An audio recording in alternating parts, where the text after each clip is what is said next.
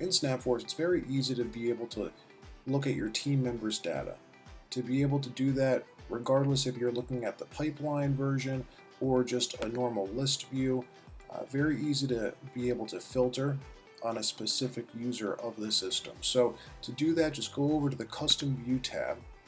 All right, so right now we're looking at the All Deals list, and you'll see two tabs here, the Normal Views tab and then the Owners tab.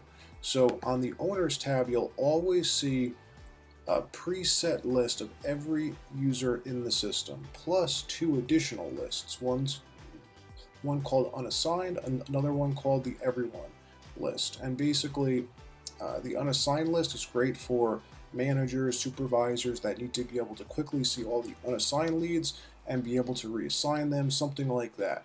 Now these specific lists within the Owners tab here, these are pretty much system set lists.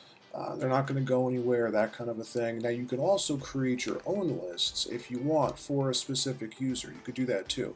So if you want to get more granular with it, create more filters on a specific list. So if we want to see all of the deals that are assigned to Jeffrey Stein, for example, you could just make him a list.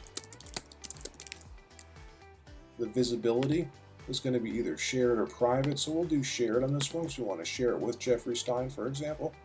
So now we're looking at our new Jeffrey Stein custom view. Now this is going to show everyone by default. Let's just make a new filter.